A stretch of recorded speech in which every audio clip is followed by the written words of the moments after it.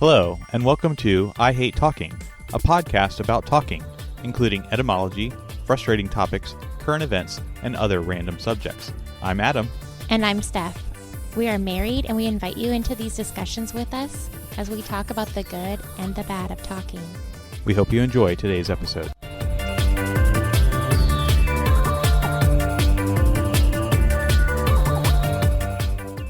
Episode 10, Double Digits. Woohoo. So I have heard that some podcasts don't make it past the first 5 episodes. Oh, so sad.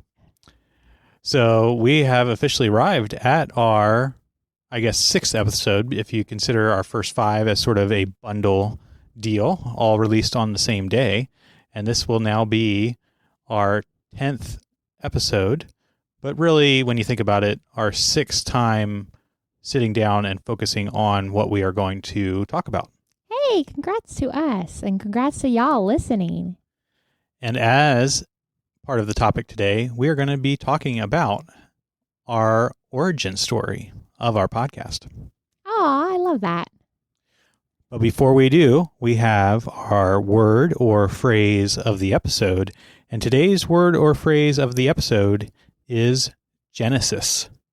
Ooh. Genesis. So this is an interesting word. It has a very deep history within the etymology. It has both Greek and Latin roots, as well as the Hebrew root word that maybe some are familiar with as the book of the Bible, the first book of the Bible, which is the book of Genesis, or in Hebrew, Berisheth. Interesting. So it has parts of all of those languages, or each language uses the same word? So in the case of the Latin and Greek, it is sort of similar to the word that we discussed a few episodes in the past, milady, where the French are borrowing from the English and the English are borrowing from the French. Similarly, the original word came from the Latin, Genesis, which means generation or nativity, or in other words, being born. And then the Greek took that and used the same word, Genesis, which they used as meaning origin, creation, or generation. And they also had another word separately from that meant to be born, but it was related to the word Genesis. But both of those words, because they are interrelated in Latin and Greek, ultimately have their genesis in the Hebrew word Berisheth in terms of the definition that is used. I love that. That is so cool. So, in other words, we are going to be talking today in part about the genesis of this podcast. Aw, I love that. So, how did this podcast come to be? Okay. And you might have a slightly different recollection. I really like my story, so I'm going to stick with it. One night, a couple months back, we were just chit-chatting, and we had a couple of weeks prior, leading up to this, been doing some studies with ourselves and having really good discussions. And after the kids went to bed, and I really enjoyed those moments where we could just stop and talk. And so I listened to quite a few podcasts that are couples, and I really like their banter, or I really like how they interact with one another. So I told you, hey, think about this. And again, we talked about this in the other episodes about how I have to throw something out there. Think about it, come back to this in the future. So that's how I approach the subject. Think about this. What if we started a podcast? It doesn't have to be anything big. We never even have to publish it. It could just be something you and I do that we're intentionally talking about each other or talking about something, instead of just putting the kids to bed, turning on Netflix, and then falling asleep, which is the habit we've gotten into recently. So that's how I left that. And then, do you remember what you said the second I stopped talking? I think I said something to the effect of, today I actually thought of the same thing. And I was like, what? that's crazy. And then you said, yeah, and the name of the podcast is? I hate talking. And it was so weird that you thought about it that specific day that I brought it up. And then we're like, well, now we have to do it. And so then we started, you already had a name and everything. So we started parsing out ideas and moved forward since then. And I believe that at that time, I had already been thinking about it, as I typically do. I was thinking about these things before I voice the idea. So I believe at that time, I had already come to the idea on what our song would be for our intro and outro. Right. I had already come up with a name. I think I had already come up at least with the concept art. I don't know if I had finished the artwork yet, but I had at least the idea of what I wanted it to look like. So it is super random that you had already had all this planned in your head. And when were you planning on presenting this idea to me? I still had not finished coming to all the conclusions. I think I would have wanted to have the artwork finished and the song selected and maybe a little bit more of the topics, but because you had brought this idea up, I was sort of forced to share what my ideas were so far. So you forced my hand in a way that I was sharing what some of my ideas were, but had not fully come to the formation of those things. And I literally thought of it that morning when I was listening to a podcast couple and thought, oh, they sound like fun. I wish they lived local. I'd want to be their friends. Indeed. And I don't think I have been a podcast person, even a consumer of podcast content for very long. However, over the last few years, it has become more of a mode of knowledge that I have partaken in. And I think that does harken back to some of the things that we talked about but I believe just a few episodes ago, where we are talking about the visual versus the auditory consumption of the written language. Because maybe up to this point, I'd listened to a little bit of Joe Rogan. I think probably the most famous podcaster out there. Not necessarily all of his content safe for work, but there is the occasional episode out there that is insightful. And I think that there's a number of other podcasts that have become part of my normal routine, such as Theocast or Blurry Creatures or Weaponized. Those are some of the ones that I listen to at this time in terms of just other podcasts that I listen to. And previously to that, not as much recently, but Julia LaRoche and Heresy Financial in the financial market world, because that has been one of my hobbies in the past. So those are some other ones that are out there that, again, have sort of, I think, come to the conclusion that podcasts can be valuable and a valid source of gaining knowledge and insight. Yeah. And like you were saying, some might not be work appropriate. Sometimes some of the podcasts I listen to, I have earbuds in while I'm doing household chores or driving or whatnot. So that way I can listen and maybe other people around me don't hear it. But I laughed when you mentioned Heresy Financial because our kids quote them sometimes.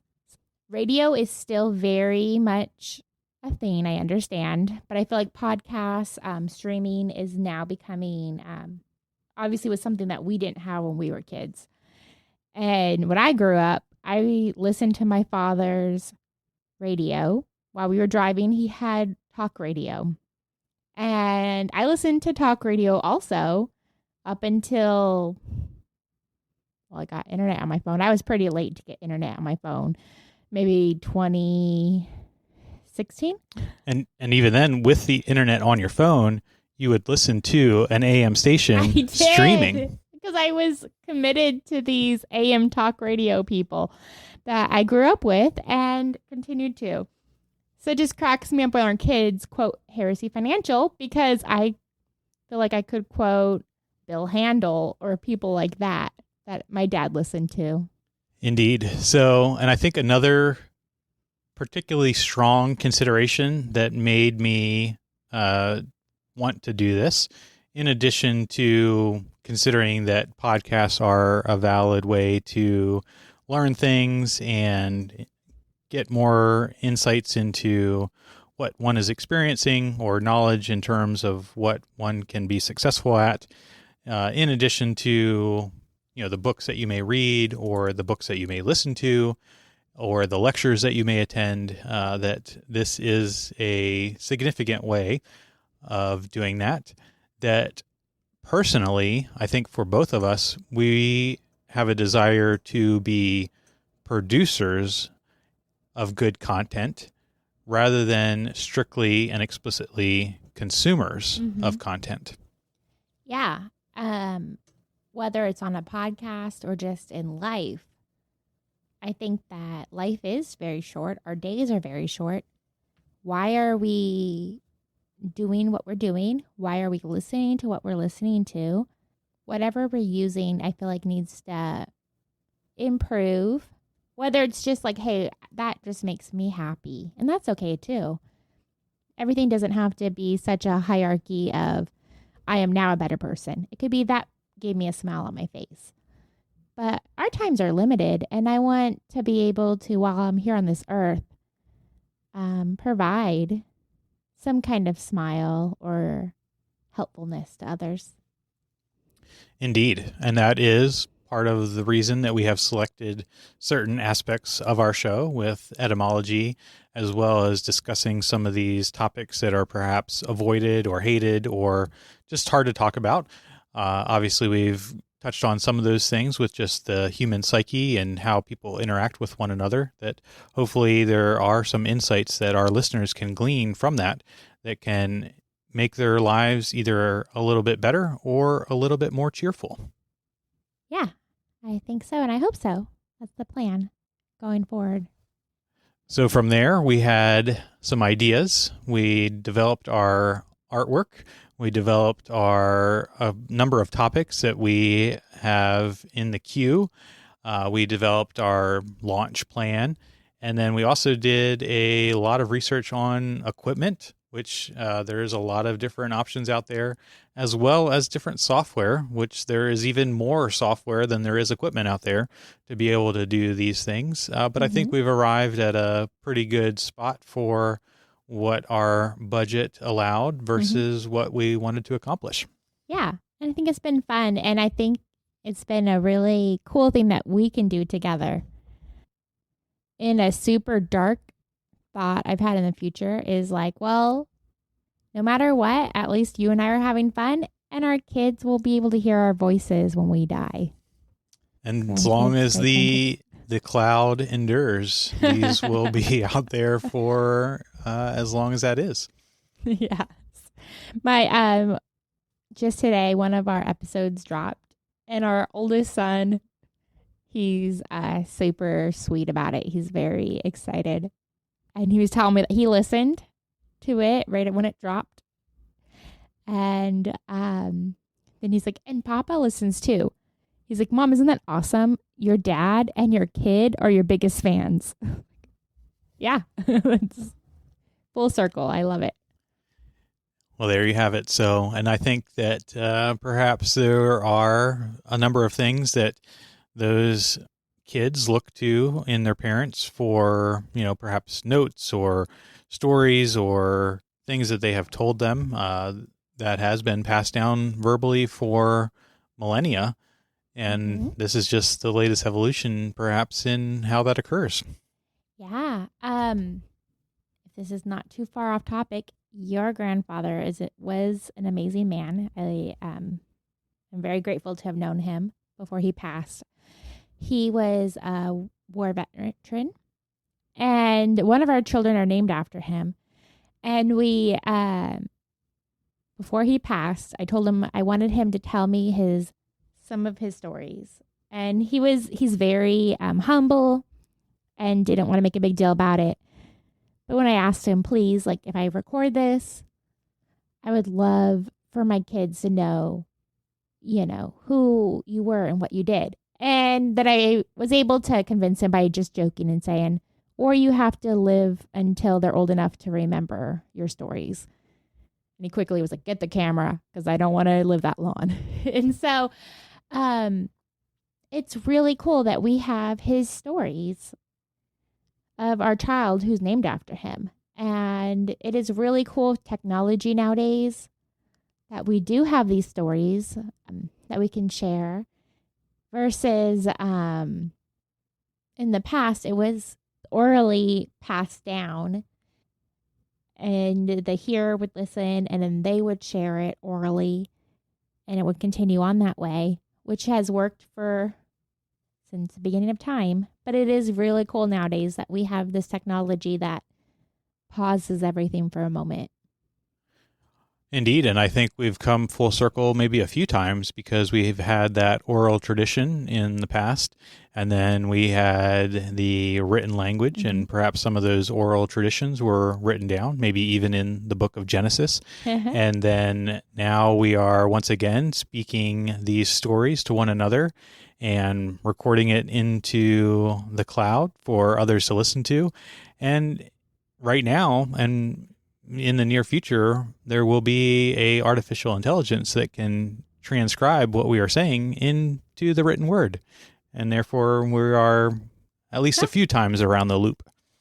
Oh, that blows my mind. That's a lot to think about.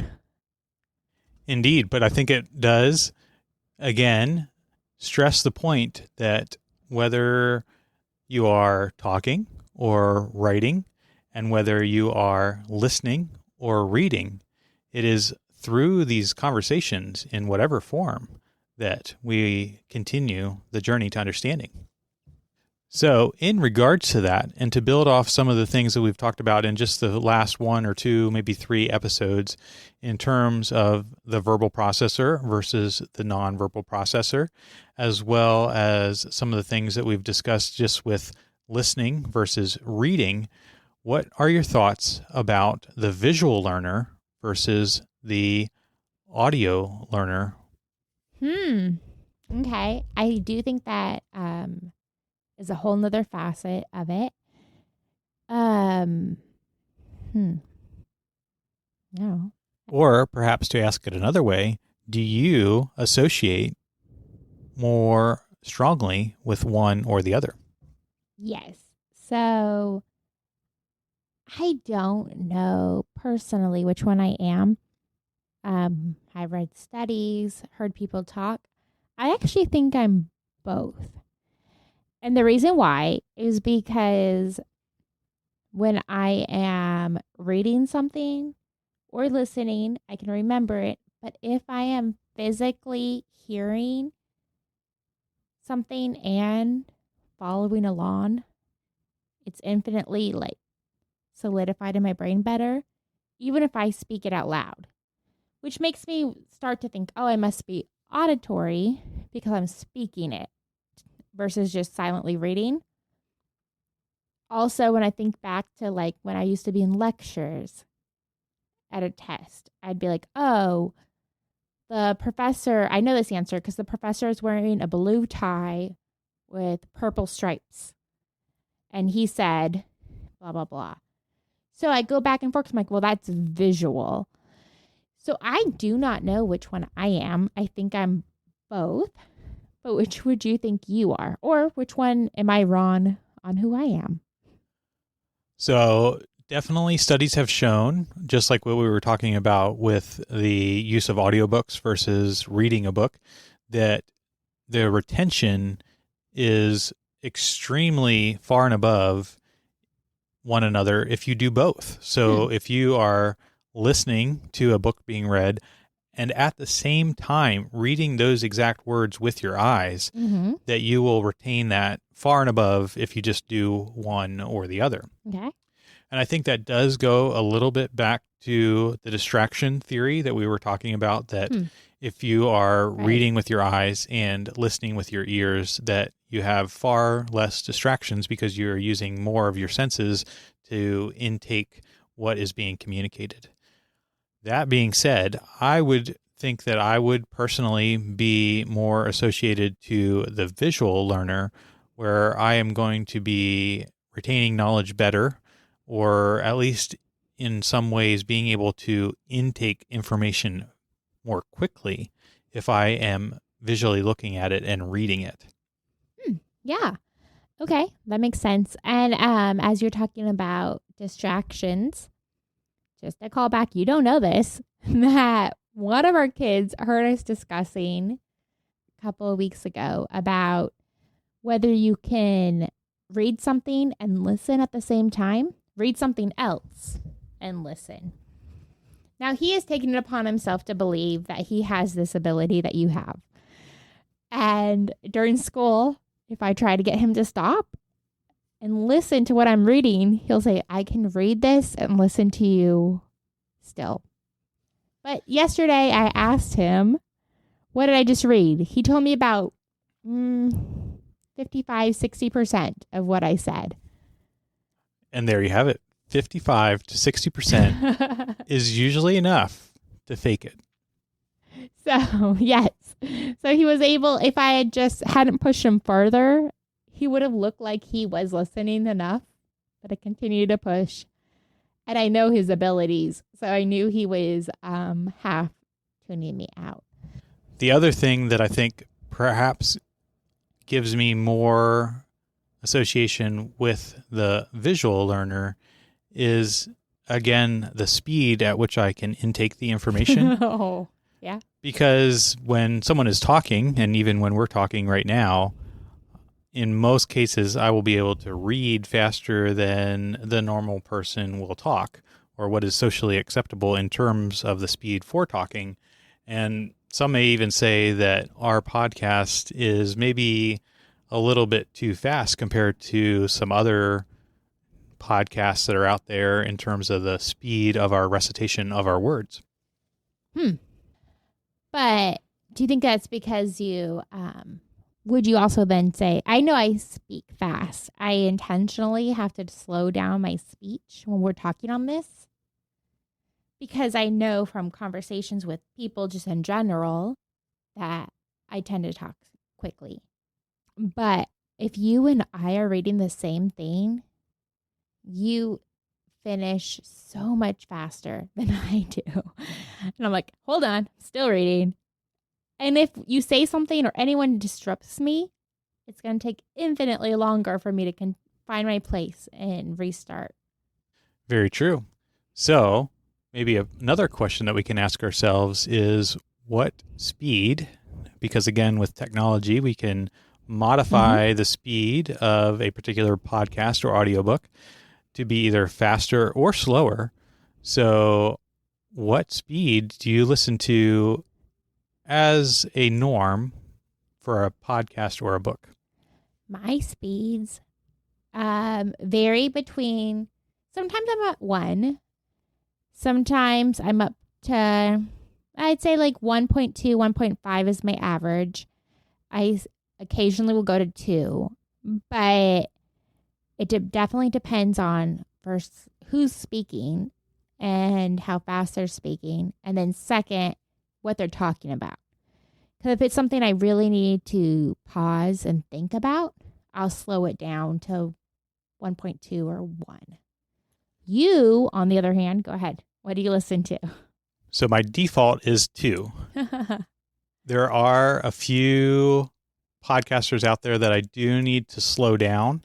And I do find that perhaps when a podcaster has a guest and it is not a voice that I'm used to hearing, that I have to slow it down to either a 1.5 or 1.8. But then there also are particular narrators out there, shout out to Ray Porter, that I can listen to on 2.5, even 3 speed, because one, they do read a little bit slower, but also the voice and the rhythm that they use to speak is very familiar, and I can listen to it in a much faster rate. Mm-hmm. Yeah, and like you said, familiar. If it's someone you've listened to for a long while, someone you're familiar with, I think you can probably listen quicker. Occasionally, Audible or the podcast will come on, whatever you were listening to, and I physically feel my heart start racing. Like, you listen so fast that it becomes a stressor for me when I listen to it that way. Now, the drawback to this is that when you listen to people in real life, you cannot speed them up. You can't just click a button to make them talk faster. But I can always read faster, and that is why, again, I would consider myself a visual learner. Interesting. So which one am I? Going back to this, I still do not know. Can you just be both? So I do think that you can be both. You can be elastic, to reuse a word that we used in a previous episode, that you can certainly be able to read when maybe typically you prefer to listen in order to learn, and vice versa. But I do think that typically you are going to be one or the other, but that if you're using both, that is, again, the best way to retain information.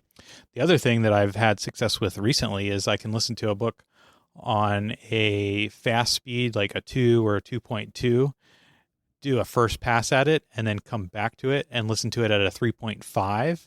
And that probably takes about the same time as a 1 or 1.2. But I think because I'm listening to it twice, that I'll actually have greater retention than just doing the slower speed one time. That is super interesting because it's now familiar. You know what to expect, but it's just solidifying in your brain something. Because they say, right, the more you listen to something, the more it sticks. So listening to it fast 2 times may give you a better chance of remembering what you've heard. Exactly. And I think, to answer your question in a very straightforward fashion, I would say that you are an auditory learner. Why would you think that?